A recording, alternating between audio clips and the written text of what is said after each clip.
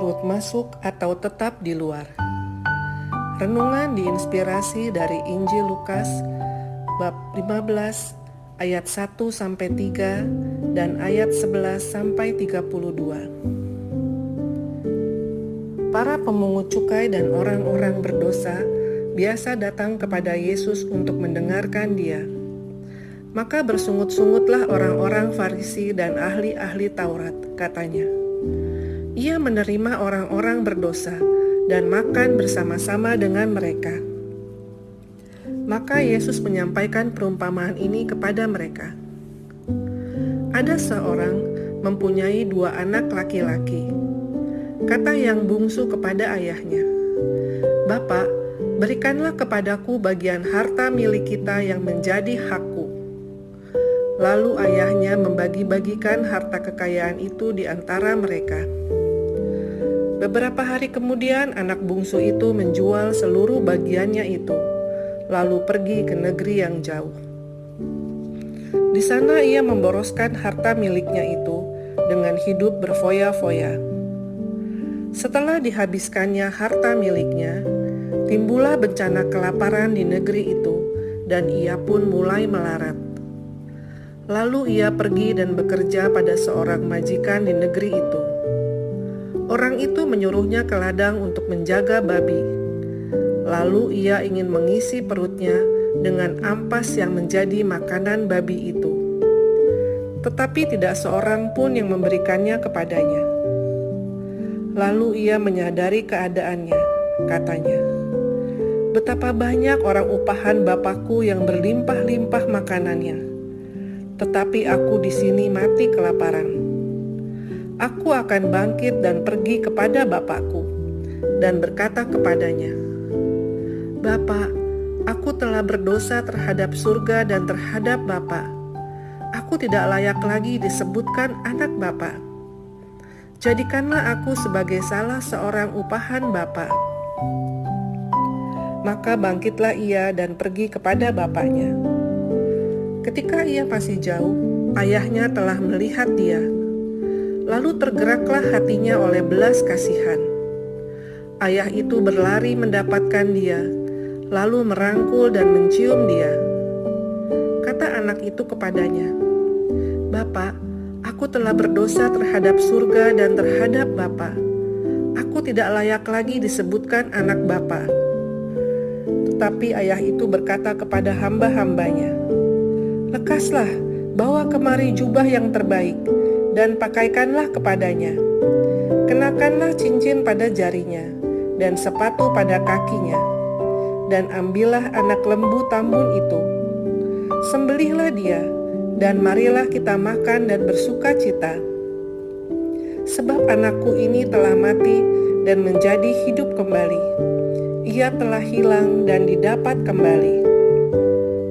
Maka mulailah mereka bersukaria. Tetapi anaknya yang sulung sedang berada di ladang. Ketika ia pulang dan dekat rumah, ia mendengar bunyi seruling dan nyanyian tari-tarian. Lalu ia memanggil salah seorang hamba dan bertanya kepadanya, 'Apa arti semuanya itu?'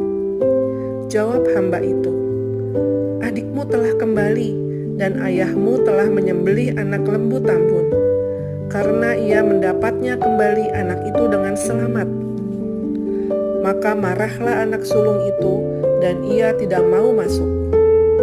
Lalu ayahnya keluar dan berbicara dengan dia.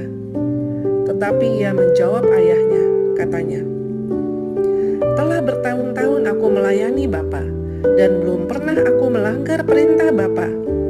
Tetapi kepadaku belum pernah Bapa memberikan seekor anak kambing pun untuk bersukacita dengan sahabat-sahabatku. Tetapi baru saja datang anak Bapa yang telah memboroskan harta kekayaan Bapa bersama dengan pelacur-pelacur. Maka Bapa menyembelih anak lembu tambun itu untuk dia.' Kata ayahnya kepadanya, 'Anakku, engkau selalu bersama-sama dengan aku, dan segala kepunyaanku adalah kepunyaanmu. Kita patut bersukacita dan bergembira, karena adikmu telah mati dan menjadi hidup kembali. Ia telah hilang dan didapat kembali.' Demikianlah sabda Tuhan. Dalam perumpamaan anak yang hilang, diawali dengan kisah si bungsu yang happy ending. Berawal dari anak durhaka yang ingin cepat-cepat menjauh dari ayahnya dengan meminta warisan saat ia masih hidup. Setelah uangnya habis dipakai berfoya-foya dan hidupnya menderita, barulah ia menyesali perbuatannya. Ia lalu memutuskan kembali kepada ayahnya yang menerimanya dengan tangan terbuka.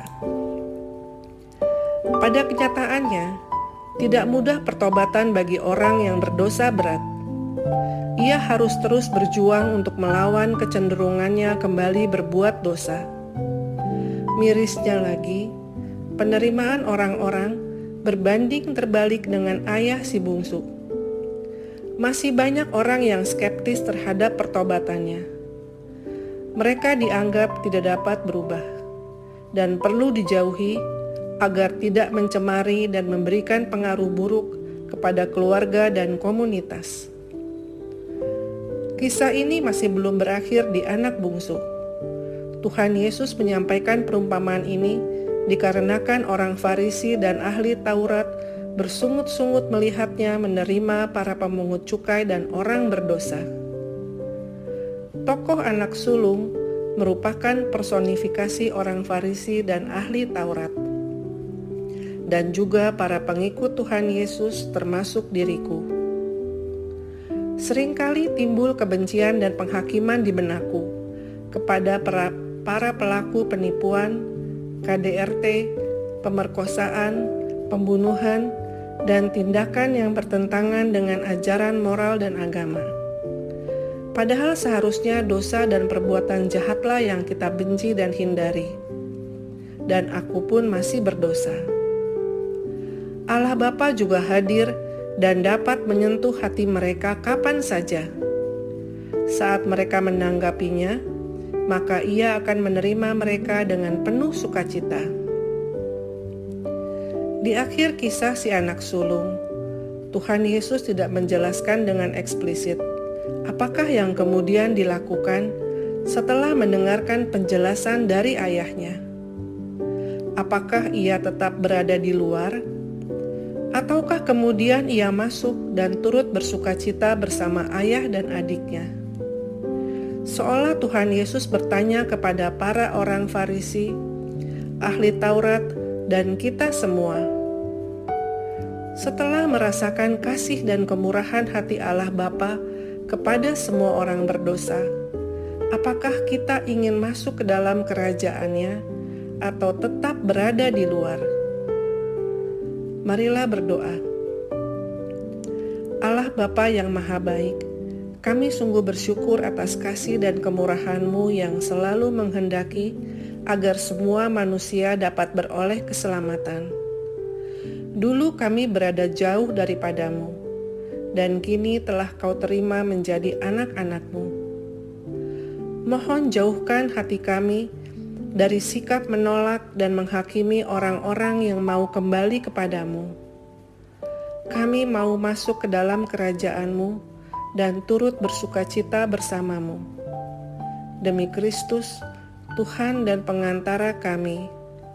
Amin.